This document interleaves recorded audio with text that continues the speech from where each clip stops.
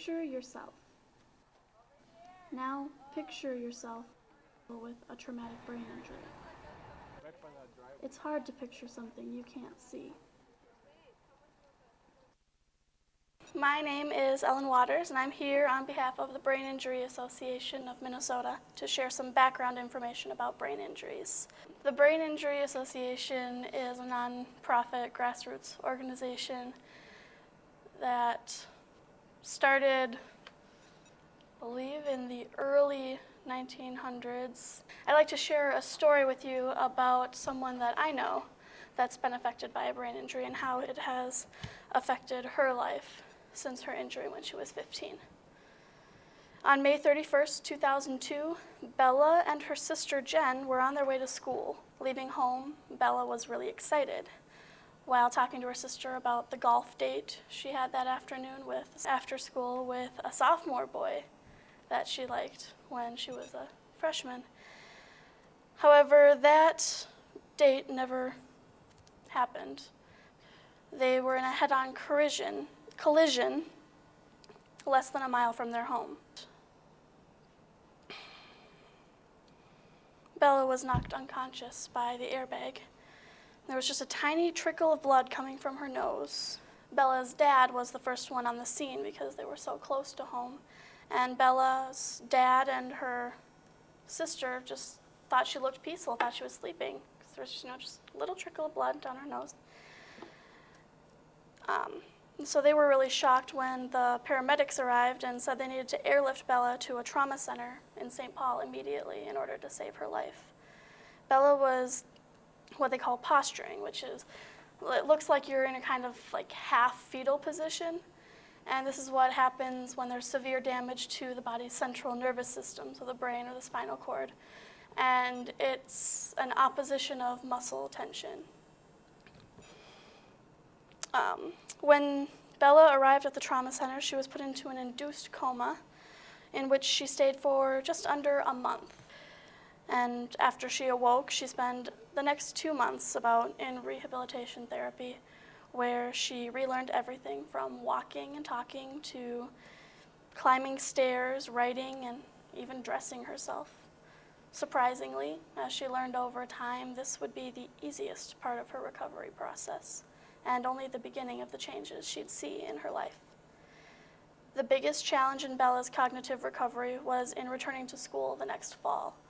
Once in all advanced placement math classes, one of the top students in her class, Bella could only make sense of the most simple math equations now. She couldn't concentrate or stay awake.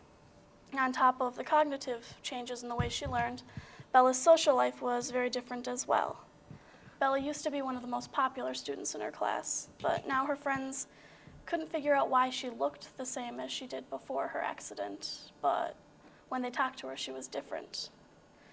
Bella wasn't as mature as her classmates. It was as though the bump on Bella's head knocked her to being a 5-year-old in a 15-year-old's body. Her friends couldn't understand, couldn't figure out what to make of it, so they just ignored her. Bella was confused. As much as she tried to understand, she couldn't see why her friends didn't support her in her recovery. She thought that they should have known she wouldn't be exactly the same after what had happened. Thought that instead of ignoring her, they would help her get back to being the same person that she used to be. Despite all of this, Bella had what some people call a miraculous recovery. After no one thought she would survive, let alone graduate from high school, learn to drive, go to college, buy a house, move out of her parents' house and get married, she has beaten all of the odds. Today, Bella is a 23-year-old woman. She has a full-time job, owns her own home, and is engaged to a wonderful man. She barely, at times, even remembers that she went through so many hardships at one point in her life. She has a brand new outlook on life. I know these things to be true about Bella because she and I have a somewhat intimate relationship. In 2002, just over 8 years ago, that 15-year-old girl was me.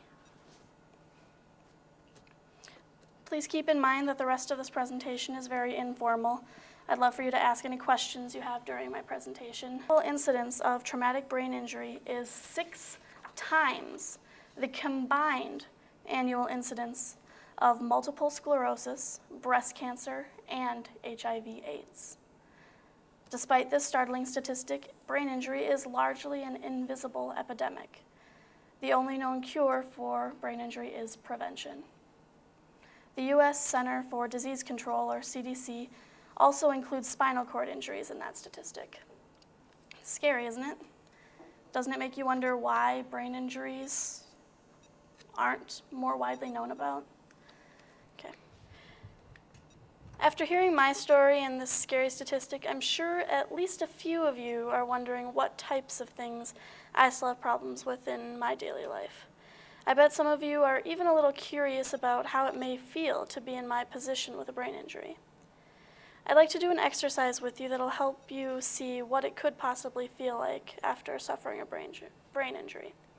First, I'd like you to lift your right foot slightly off the ground and begin to circle it clockwise. Next, take the piece of paper and pen or pencil that I handed out, and I want you to write your first, middle, and last name in cursive while continuing to circle your foot counterclockwise.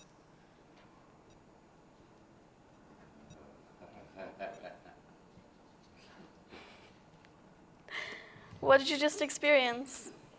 It's hard. Compare your signatures. It's pretty difficult, isn't it? Yeah. And the foot went the other way. Yep. Just as you experience difficulty in writing your name in a new way, many individuals with brain injuries need to start all over learning how to deal with their everyday activities as well.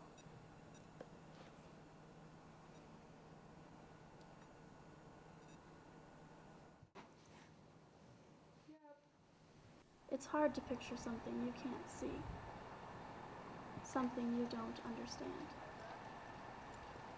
That's my life.